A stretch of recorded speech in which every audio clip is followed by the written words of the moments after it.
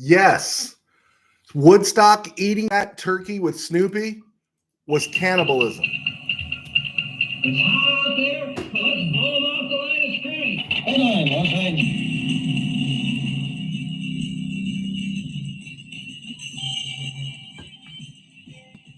Live from the studios of the RamCave, I'm Joe Tarosian, and this is RamView, the November 27th, 2024 edition, brought to you by Kistler Law Firm.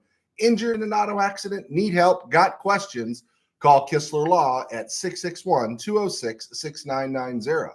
That's Kistler Law at 661-206-6990. And check out KistlerLawFirm.com. That's one word. KistlerLawFirm.com. Kistler Law, they've been fighting for you since 92.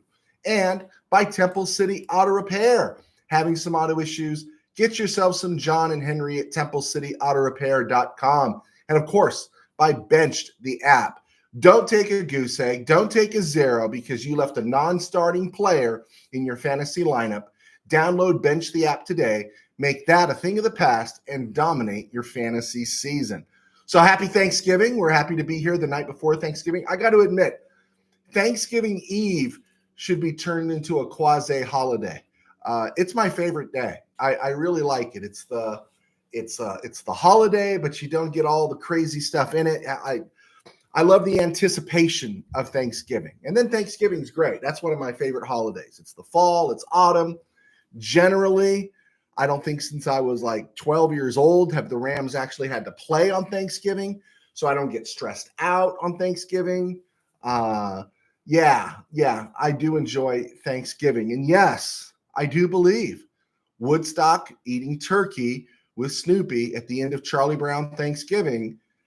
Yeah, I believe that is. I do believe that is cannibalism.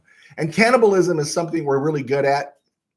We chew each other up and spit each other out all the time, especially as Ram fans, especially when I think if there's a group of 100 people claiming to be Ram fans all put in a room or some hall, I would say 75% of them are not Ram fans. And there's about 25 real Ram fans. And this discussion came up the other day with some folks, and they were asking me, no, Ram fans care. And I said, do Ram fans care? Because I was actually watching that Charger-Baltimore game on Monday night, and boy, the Chargers seem to have more of a fan base in LA sometimes than the Rams do. But when you appeal to the vanity of the culture and you highlight, the jackwagons the Rams choose to highlight, you let The Rock go out there and do those ridiculous spiels and all those things. Yeah, those are a vapid fan base. They're not really true fans. You'll never have a fan base like the Steelers, the Chiefs, the Packers, Bears, Giants, even Cowboys. And again, that's something in LA that we have to accept. Ram fans were cheap in the 70s. Now, I can't speak to Ram fans in the 60s, but Ram fans, even when I was growing up in the 70s, were very in the moment. And when the moment went bad, they just turned. And so yeah, I think it's okay. I'm not upset with it. I think the Rams players are used to it now. And yet we can see, we're all going to be emotional after a loss. We could have our airing of grievances, but when blood pressure comes down a little bit, you still look at it and it's like, oh my goodness, there's hope here. There's still an opportunity here. There's still a chance they can do this. Remember when the Rams were 0-2 and you had to hear every talking head give the most ridiculous, the percentages of teams that start off 0-2 don't make the playoffs this amount of time, right? And then we had to hear it when the Rams were 1-4. Teams that start off 1-4 don't blah, blah, blah, blah, blah, we hear. Now, do the Rams keep making their job more difficult, their own job more difficult? Absolutely. When you blow games to the Bears, when you blow games to the Dolphins that you should have won, yeah, you're making your job that much more difficult. This team, safely, I can say, should probably be 7-5 right now instead of 5-6, right? Or what do you want to say? 7-5, 7-4 instead of 5-6. Yeah, that's what it should be, but it's not. And here's the funny thing: at 5-6 in third place in the NFC West, the Rams still have a shot to win the division and go to the playoffs. It's amazing, but it's true. Okay, so let's get to some Rams stuff here. And obviously, hey, Wildman Samurai, thanks for joining us. Wildman Samurai, if the Rams don't fix their offensive line, we are going to waste the last 2 years of Stafford and prime years of Puka, not to mention a rising defense. Absolutely, Wildman. I'll ask you this, and I didn't mean to go to questions early, but I hadn't seen you for a while, Wildman. Thank you for participating. But I thought the Rams did the job, right? We felt really good about Jonah Jackson, Avila, Kevin Dotson. We were feeling really good. They re-signed Dotson. You know, Havenstein's been a model of consistency, but now we're seeing tread on the tires. 3 games missed this year. And then Alaric Jackson got that foolish suspension or whatever he did. We don't know. And that just kind of knocked everything off the rails. But yeah, it really boils down to, and I think we talked about this, even earlier in the year when everyone, that Ram fan base, the Woodstocks eating the turkey, the Ram fan base eating their own, everyone was screaming for Chris Shula. But I think we've come to realize it's not Chris Shula, right? You keep Stafford upright, and we got a shot. I agree with you, Wildman Samurai. Steve Ramirez, I remember when the Rams lost the regular season finale in '79 to the Saints, they were booed off the field. They were also booed off the field against the Giants. I was there that day in '79. And the team felt it. I had for years an article. Doug France gave an interview prior to Super Bowl 14 where he said, Ram fans, Super Bowl not theirs. It's not for our cheap fans. Doug France said that. And the Rams starting left tackle for years, they're all pro. And he says our fans are too cheap. We're doing it for ourselves. Doug France was kind of ahead of the game. If Doug France was alive today in social media, he'd have been a monster. Anyway, let's look at this Rams stuff. A year ago, it was Darian Kendrick. This week, it was Demarcus Robinson. Darian Kendrick, after midnight driving, got caught with a gun. And that happened. And then this week, Monday night, it broke after we did our show on Monday, got popped for DUI about 5 a.m. Now, Demarcus Robinson just turned 30. He's on a 1-year, 4-rock contract. He's a UFA at the end of the year.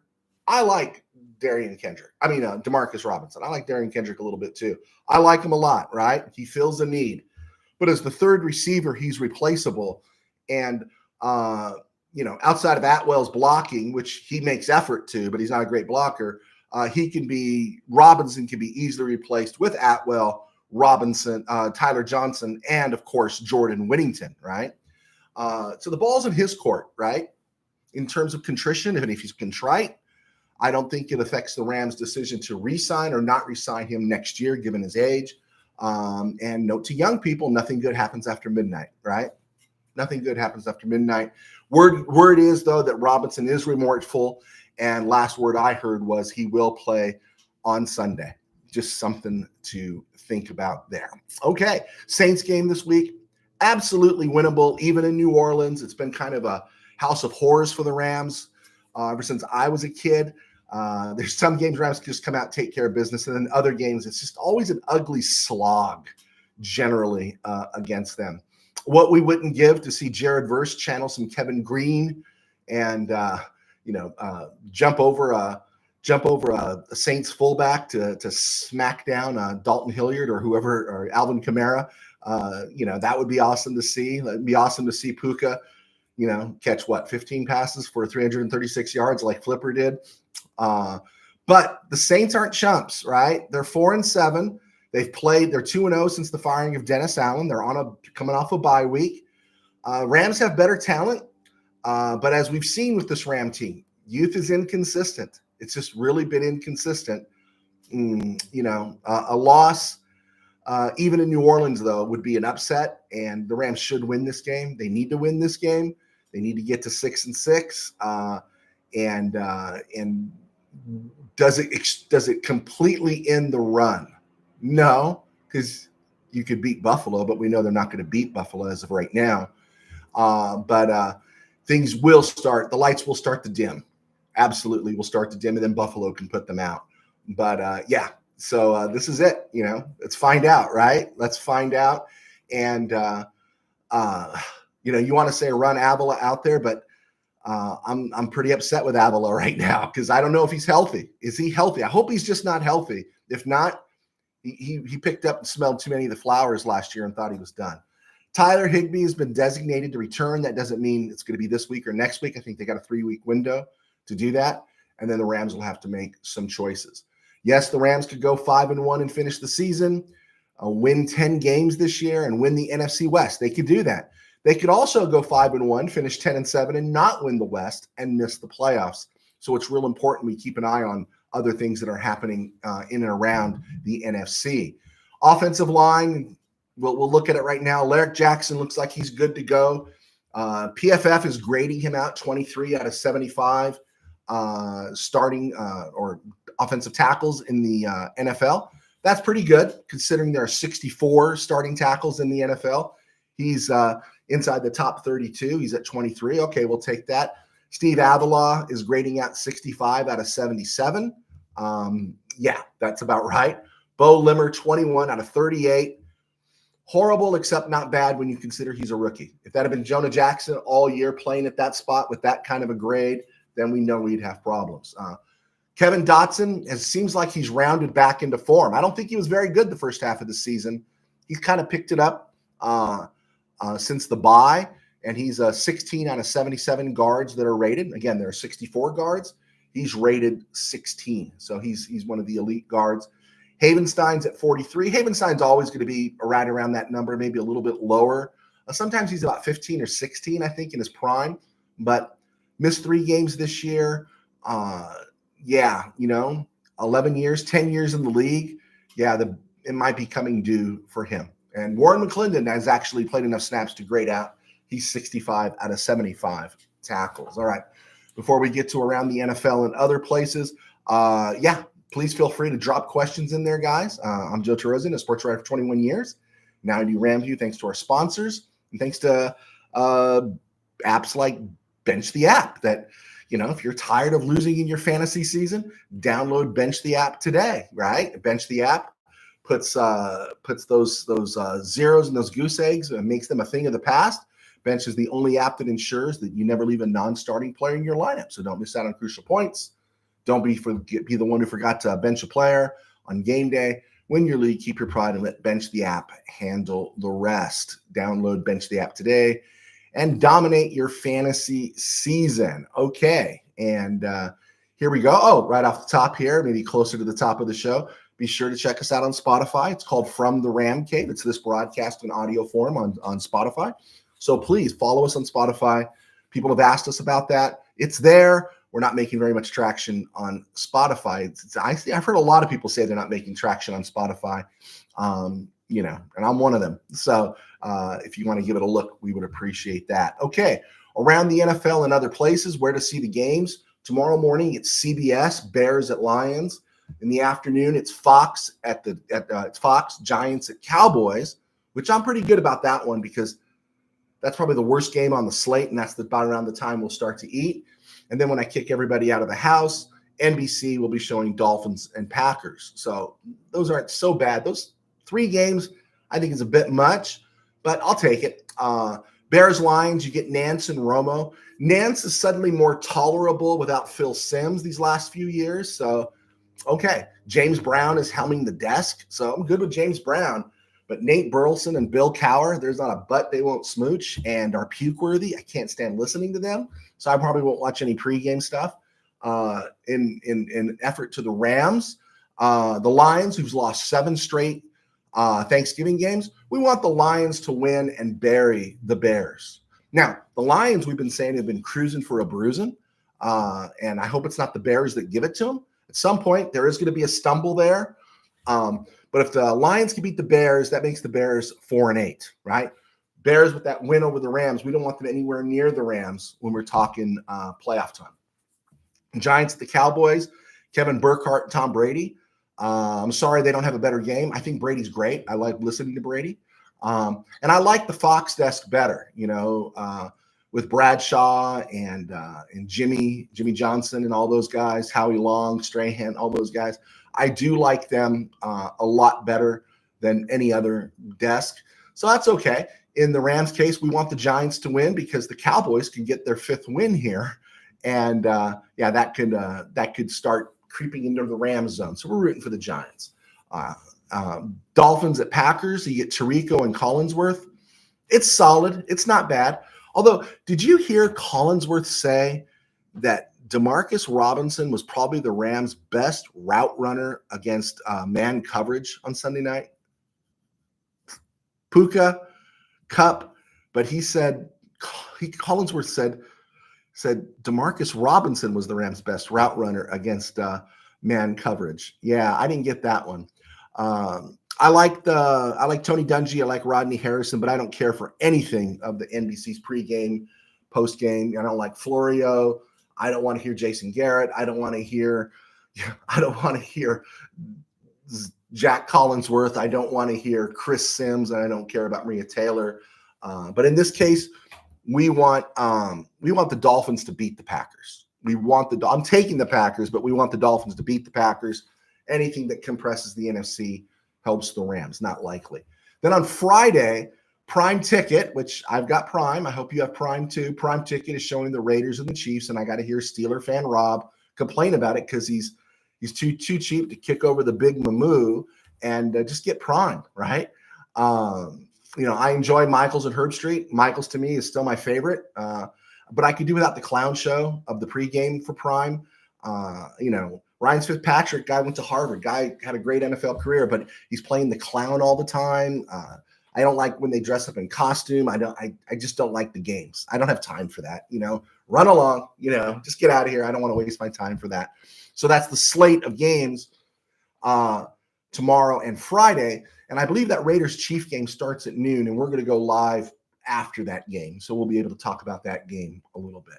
Daniel Jones signs with Minnesota. We did have the Vikes on that list of teams that would be interested in him. Sam Darnold's a free agent. He's going to get another payday. He's played well this year. And J.J. McCarthy's going to come back. So Daniel Jones writes himself, spends the rest of the year on the Vikings practice squad maybe. Maybe they activate him as a backup for Darnold because there's not much behind Darnold right now. And then he spends the year as a backup in Minnesota with Kevin O'Connell, regaining his confidence, and then maybe turning into a bargain piece for the Vikings down the road, which would have been a nice thing for the Rams, but the Rams quarterback room is solid right now. They just didn't have any room for him. Lions put Khalif Raymond on the IR. That's another Lion guy going down.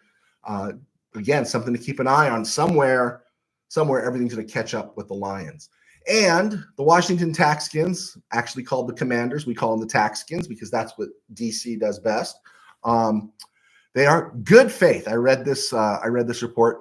Good faith negotiations to bring back the classic Redskins logo, which is what Chief Blackfoot, Chief White Calf,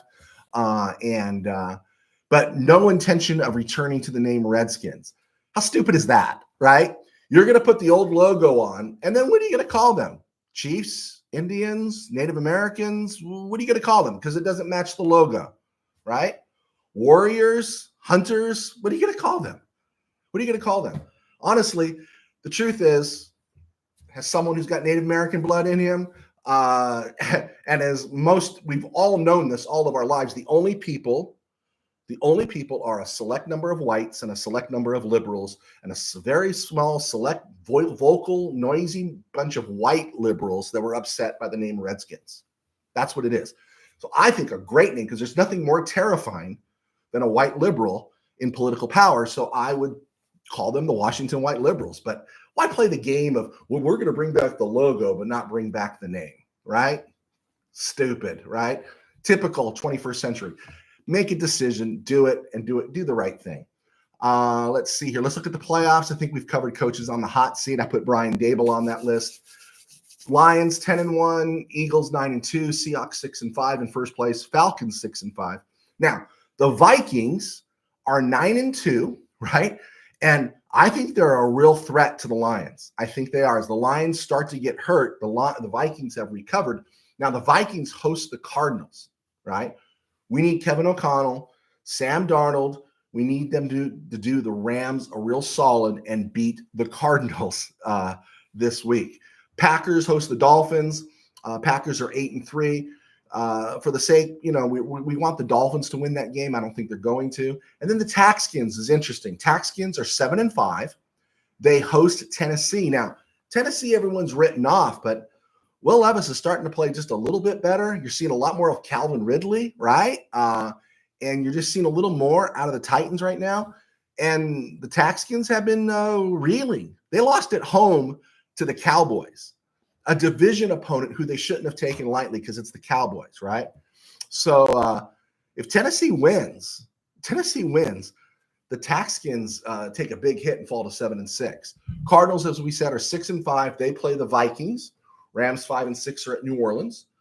49ers are 5-6, and they go to Buffalo, and everyone's all still banged up there, right? I saw a report that said Trent Williams is still not moving on his ankle. Brock Purdy is still limited in practice. Yeah. So this is going to be real interesting. And then you've got Tampa 5-6 coming off its bye. They got the nice win. They got the win the way they should have gotten it over New York. And now they're at Carolina. Carolina is playing better. Bryce Young is playing better. But Tampa Bay should be smelling blood. Tampa Bay should be seeing an opportunity here. Falcons, right? The Falcons are hosting the Chargers, and they can go to 6-6. They could. Tampa Bay could win and go to 6-6. Now I think the Falcons have the tiebreaker, but that's interesting. And then you got the Bears, the Lions. What the Rams need to happen is, of course, they need to beat the New Orleans. They're 6-6. If they win, we're 6-6. Rams are 6-6. The Royal we.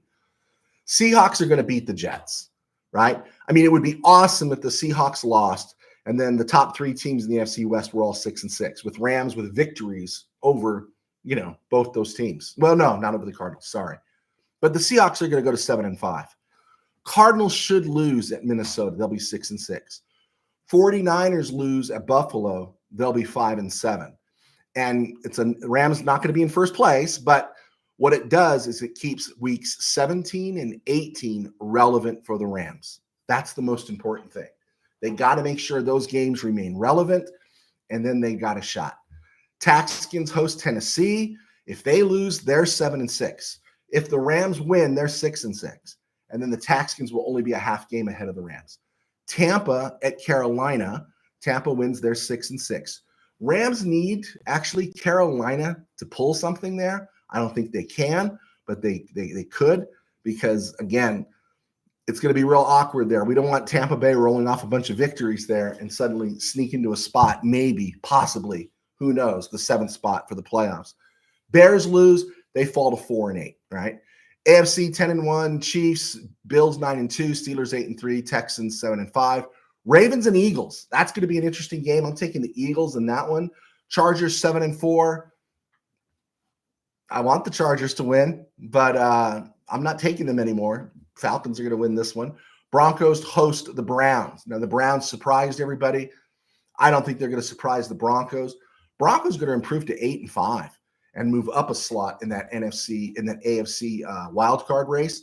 And then the Dolphins, I think they're going to lose to Green Bay.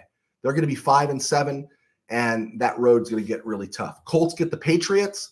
Bengals host the Steelers. Jets host the Seahawks. Maybe Aaron can do us a solid. And Browns are at Denver. So there we go. Rams remaining schedule. Saints this week. Let's get to 6-6. Let's give away the win to the Bills. Bills win 6-7. Rams beat the 49ers. That's a tough one, but the Rams beat the 49ers. They could be 7-7. Then you get the Jets. Rams got to win that one.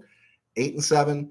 They can beat the Cards, 9-7, and they can beat Seattle. I mean, all those games, none of those games are going to be easy, but all those games are winnable games. Right now, the Bills doesn't look like a winnable game, right? There we go. Okay, let's see. Tim Burns, Daniel Jones, a backup. Thoughts?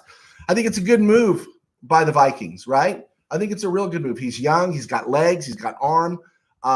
Whatever the case was, something's up with Dable. Brian Dable has a lot of credibility. What he did with the Bills, that first year getting to the playoffs with the Giants. But between Saquon Barkley going and whatever it was, it just wasn't working for Daniel Jones. But it was funny. Daniel Jones's teammates didn't seem to turn against him. That, it's not just Daniel Jones's fault. And they rolled over and died at home to the Buccaneers. And, and why would you go to Tommy DeVito over Drew Lock, who you gave 5 rocks to? I don't understand that. Drew Lock's supposed to be starting in Dallas this week. And there's injuries all over the board. So I think it's just a fresh start for Daniel Jones. And hopefully I hope he makes it. And, Kevin O'Connell's starting to build his reputation up. They bring him in. He's a good backup for a year. Maybe he comes in and plugs away, gets a start or two, performs well. I mean, you'd be throwing to Jordan Addison and Justin Jefferson, right? Hawkinson and everything. So he could probably parlay this into a 2026 opportunity, right? Everyone thought Baker Mayfield was dead in the water, and it turned out, boy, he wasn't. And that was Sean McVay's resurrection story, and he did a great job there. Let's see here. Tim Powers, Ridley not competing with targets since the Hopkins trade. Yeah, that's true. That's true, Mr. Powers. But they're finding him, and Will Levis is finding him, right? And so I'm not saying the Titans are great. I'm just saying the Taxkins, there's a little fade going on here. I think everything's catching up. Only a fantasy football guy like you, Mr. Powers, would know about Ridley's targets. Tim Burns, how are RamCave sales going? I'm halfway through Sin Virus. RamCave sales have done well. I'm going to find out more on Friday. That's when my royalty check comes in. I'm going to find out more. I try to stay away from looking at that kind of stuff day to day because it drives you crazy, because you'd like to say, oh, I sold 3 each day for the last week, or I sold 1 a day for each week. And then for some reason, like tomorrow's Thanksgiving, right? No one is going to go buy my book unless you guys are great. No one's going to buy my book on Thanksgiving. They got other things going on, right? And so what happens is then you see a big fat goose egg and it starts messing with your psyche, right? And that's why I'm very careful about checking on reviews. But reviews are critical. You need someone to write a review for you. And people just don't like doing that kind of stuff anymore. I think they're afraid their review is going to get graded. I got a few people who give me reviews, but not everyone. So they are doing okay. I hope you like Sin Virus, Mr. Burns. It is a little bit different, huh? Kind of like Christianity meets The Walking Dead. I love it. It's one of my favorite books. Took me a while. I started writing that before the pandemic, just so you know. Tim Powers, wouldn't mind an early Christmas present from the Rams this weekend. Yeah, they need this one. I think each time we come away with a bad loss, Miami, I'm furious after that. I think Miami game was the most furious. The Philly game, I was more mad at myself because in my head, I kept saying Philly's going to win this game, but I gave in. I surrendered to temptation of my friends and those I respect. And so I was very frustrated with myself in that one. I can't think of an explanation or a door. You can't lose to New Orleans. You just can't, right? You can't lose to New Orleans. You can't lose to the Jets. You can't lose to those teams. Just there's no discussion to be had. You just can't lose to those teams. And if you do, Don Meredith is going to be warming up from the celestial body up there and just singing, turn out the lights, the party's over, right? And, I just, my feeling is that I would come up with an excuse. If the Rams win against the Saints, I would come up with an excuse and say, oh, wow. I think Matthew Stafford has has the flu, or is a little bit sick, or he has stomach cramps. Just start Jimmy G in that one. Make sure Matthew Stafford stays healthy, because I don't think we're going to beat the Bills. I just don't. So let's not get anyone beat up in that game, right? But anyway, that's where I go. But I we want everything. We want those wins, right? It's so pathetic sometimes how we are. I just wish things were easier, right? Looking at the college football playoff, as of right now on ESPN, this is what they project. Arizona State, of all schools, Arizona State, Big 12, and Ohio State, winner gets Boise State. Tennessee at Georgia, winner gets Oregon. Indiana at Penn State, winner gets Miami. And then this one was really awesome because I think they're part of the ACC. SMU gets Notre Dame, right? And winner gets Texas. Wouldn't it be awesome to see SMU? First, we're getting Texas A&M this week, which is going to be huge at College Station. And then could you imagine if Texas still gets that bye? Could you imagine a Texas SMU playoff game? Oh, that would just be, yeah. I'm with the ponies on this one. Go Mustangs, right? So yeah, that one's interesting. USC's playing Notre Dame this week. Yeah, we know what USC is, right? Ohio State's going to clobber Michigan, or should clobber Michigan. I'm rooting for Michigan. Georgia, Georgia Tech. I'd love to see Georgia lose. I'd love to see the SEC struggle just a little bit more. Tennessee gets Vanderbilt. That's no easy one. Alabama, Auburn's going to be a blowout. Keep an eye on Colorado, Oklahoma State. SMU gets Cal, and it should be a bigger one, but it's not. LSU, Oklahoma, and always keep an eye on Boise State, right? Boise State. People have forgotten. Nevada, Las Vegas is 9-2 after their quarterback bailed on them. Nevada, Las Vegas is 9-2, and they're right behind Boise State in the Mountain West. Okay, let's see what else we got here. Oh, I'm not going to do a full breakdown on the Saints game until Friday. But Saints are 4-7. If you remember how the Saints started the year, they started 2-0. They hammered the Panthers 47-10. They hammered the Cowboys in Dallas, which everybody does, 44-19. And then they lost 7 in a row. Lost to the Eagles 15-12. Lost to the Falcons 26-14. Lost to the defending two-time champion Kansas City Chiefs 26-13. So 3 games right there, lost by a total of 18 points, right? They were still playing hard. Then they got worked by Tampa. They got worked by the Denver Broncos. They lost to the Bolts. And then they lost by 1 point to the Panthers about 3-4 weeks ago. And then that was the end of Dennis Allen. And then they've beaten the Falcons since then, 20-17. And then they beat the Browns 35-14 before going on break. And how do you measure that, right? Panthers aren't good. Cowboys aren't good. Falcons are questionable. And Browns aren't good. So the Rams should win this game. They really should, but nothing is ever easy in Ramdom. And we'll break this down. We'll talk more about New Orleans and their team and everything that's going on Friday. All right, let's look at something else here. Let's see if anything else came in. Oh, we did get this one. Okay, let's see here. Tim Burns. I hate the Eagles so much. They are my Dallas Cowboys. They booed Santa. They boo everybody. Don't they boo everybody in Philly? It would be interesting test, because it seems like every time he goes to a UFC or a auto thing, one of the Daytonas or something like that, or an SEC game, they always cheer for Trump. We know Philly boos everybody. It would be interesting to see the irresistible force coming in against to the stadium where everybody boos everybody, right? And we just see Trump show up at Philly just to see if they would boo him. That would be interesting. Tim Powers, fantasy on the back burner when it comes to the Rams. I unashamedly cry when the Rams lose.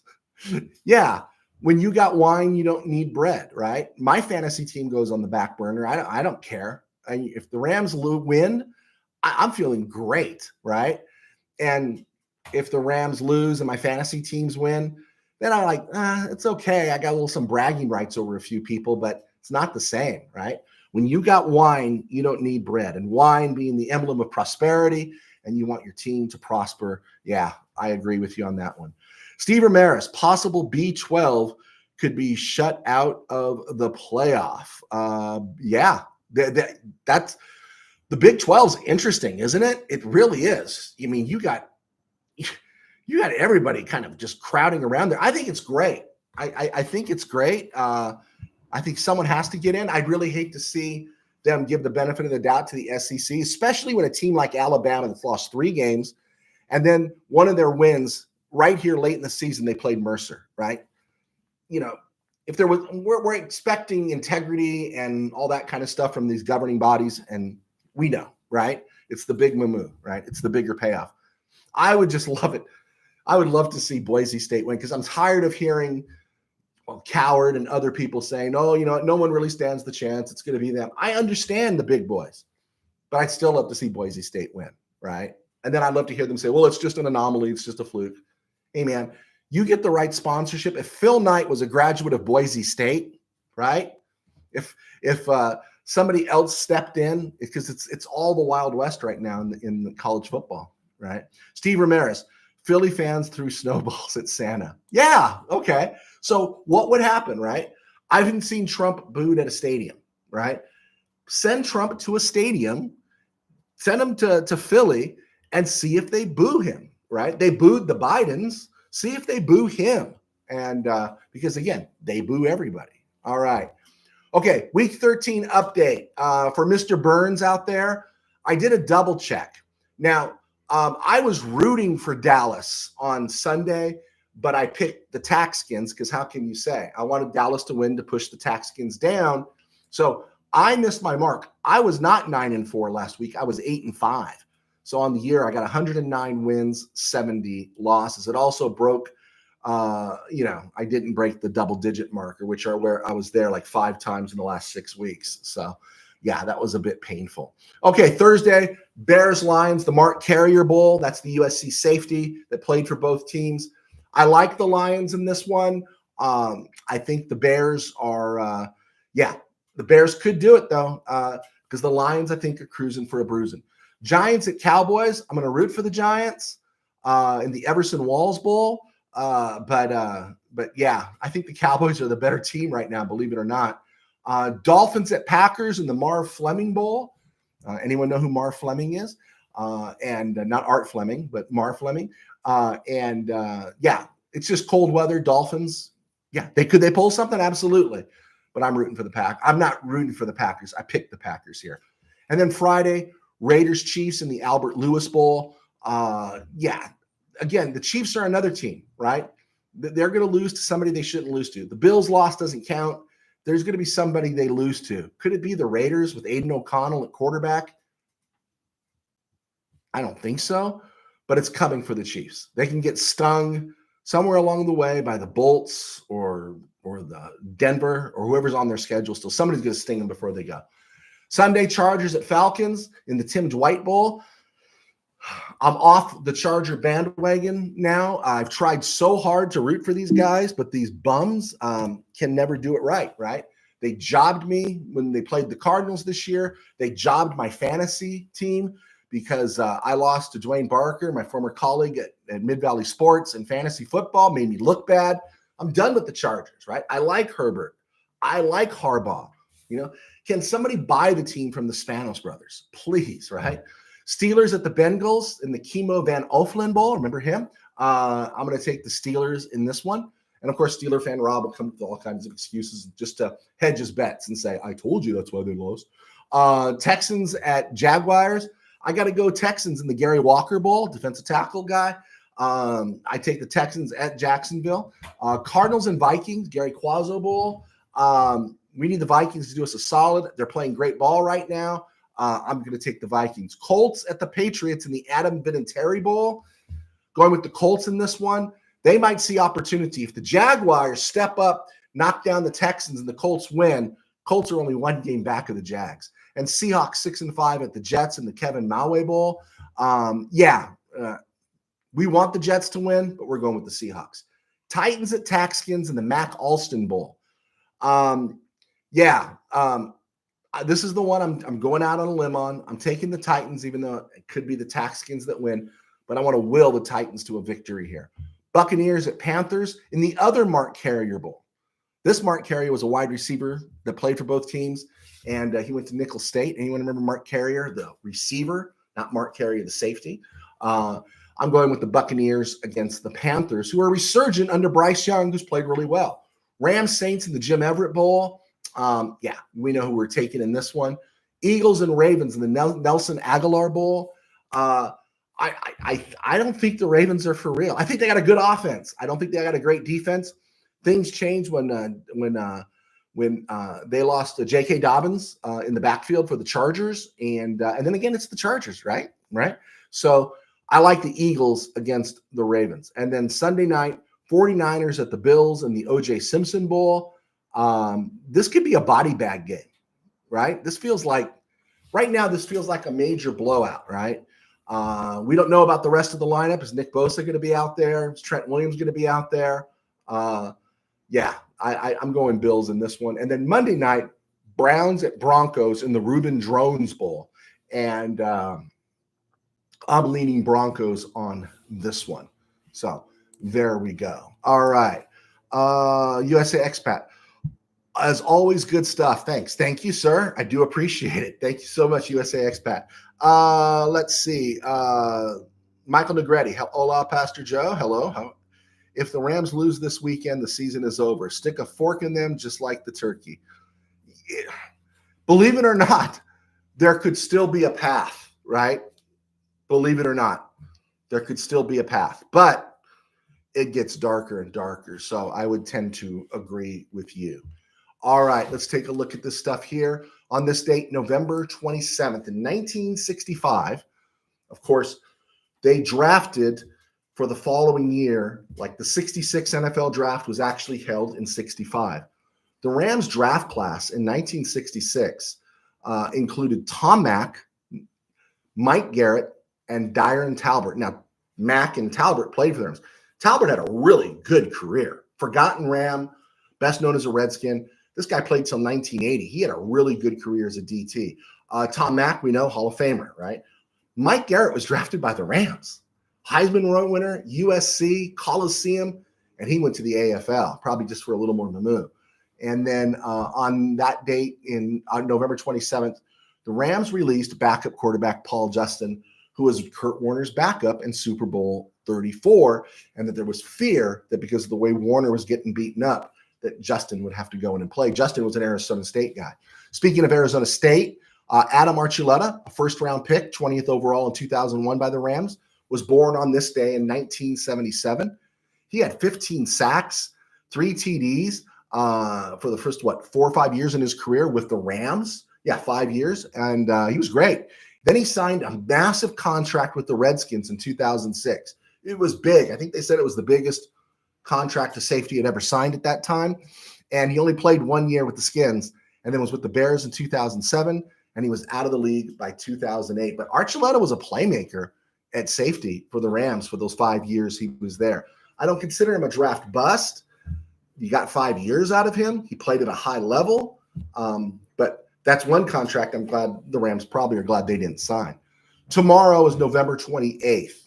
And same thing I talked about draft classes.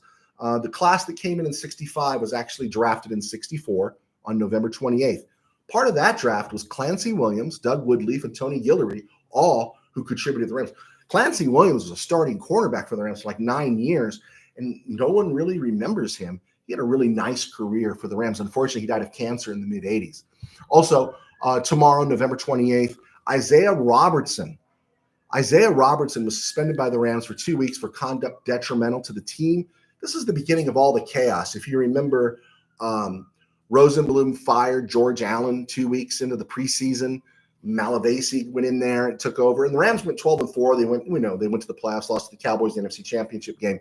But the world was starting to change. Now there's a lot of chaos around the Rams. And Robertson had lost his job to Bob Brzezinski. He was a second-year guy out of Ohio State. He appeared in 13 games, but by 79, Robertson was reunited with Chuck Knox in Buffalo. Born on this day, born in 1955 on November 28th. Great Ram receiver, Preston Denard, a wide receiver, undrafted free agent out of New Mexico, was signed by the Rams in 78, spent 6 seasons with the team, averaged 16 yards a catch, highly productive receiver, but he was traded to Buffalo after the 83 season in August of 84, actually, for a 5th-round pick in 1985, and that 5th-round pick in 85 turned out to be Hall of Famer Kevin Green. We've talked about that before, but what a great UDFA signing by the Rams. In 1955, George Andrews was born on November 28th. He was a 19th. He was another guy the Rams drafted 19th overall in the NFL draft. After that, it was Alex Barron and then Jared Verse. But George Andrews was a linebacker out of Nebraska. He got that pick out of the Monty Jackson trade to the Raiders. And George Andrews was a really good player, but got his career cut short with knee injuries. And so we remember him fondly. Okay, I think we got those things in there. We're at the 44-minute mark, a little bit soon. We'll try to get to 50. Steve Ramirez, I covered Reuben Drones versus Arroyo. Whoa, you covered Reuben Drones? Well, where did he play, Steve? Let me know. If you're still out there, Steve, let me know. Marv Fleming. No, wasn't he in Home Alone? No, Marv Fleming was a tight end for the Packers in Super Bowls 1 and 2. And then he played in 3 Super Bowls for the Dolphins, 71, 72, and 73. He eventually lost his job to Jim Mandich. But Marv Fleming was one of the early answers to who's played in the most Super Bowls. That guy played in, 5 of the first 8 Super Bowls. Huh? Put that in your pipe and smoke it. How's that for research, huh? I like to see, Locked on Rams or Rams podcast or Believe Rams or JB Long or Jordan Rodriguez do that kind of homework. I did it. There we go. Tim Powers, the wet bandit. Tim Powers, Joe, what's your favorite holiday movie? Happy Thanksgiving. If we're talking Thanksgiving, it's Planes, Trains, Automobiles, right? It's got to be Planes, Trains, Automobiles for Thanksgiving. If it's Christmas, it's got to be It's a Wonderful Life, because my daughter calls me a hipster for this, but I saw It's a Wonderful Life before it was a Christmas movie. That movie, no one watched that movie. No one watched that movie for 30 years. In fact, I saw it on Channel 13 KCOP at 1 a.m. in the spring of 1981 when I should have been in bed going to school, but I had insomnia. And I started watching this movie, and I kept watching it. And it was a great movie. It was like a life-changing movie. And by 1982, it's a Christmas classic, right? Everyone's talking about it at Christmas. I saw it in the spring of 1981. It wasn't a Christmas movie. And then all these lying celebrities say, we used to gather around when I was a kid. It's like, you're older than me. You didn't gather around and watch. This thing was off the air for like 25 years. It went to public domain. It's a Wonderful Life. That was great. Also, the George C. Scott version of A Christmas Carol. Just for George C. Scott. You should see that one. Okay, Steve Ramirez. Drones played for Anaheim. Okay, playoffs. There you go. Thank you. Yeah, he put it together, huh? Ruben Drones, what was it? A couple years there in Detroit. And then he just really put it together, had a couple of back-to-back 1,000-yard, not just 1,000, like 1,300-yard seasons for the Browns and Broncos, right? And of course, everybody in those days with Shanahan was getting 1,000 yards. But yeah, he had a nice career. I did not know you covered him, Steve. Good for you, man. That's awesome. That's really cool. Okay. My claim to fame is I did Rashad Penny. Probably the best of the guys I covered. I covered a few that played in the NFL. But Rashad Penny was the guy that dominated at Norwalk. All right. I'm willing to hang around for another 2 minutes if you guys have any questions. I'm looking at my list here to see if I missed anything, something I skipped over. I think we're good. So feel free to throw out some questions. I do like to go 50 minutes. I'm glad he's coming back, but I'm not super thinking it's going to be a big life changer to think Tyler Higbee's coming back, but I guess that's a good thing. Familiarity for Stafford. That's all we want. Looking at some dates here. I don't see anything standing out. Anyone remember Jeremetrius Butler, cornerback?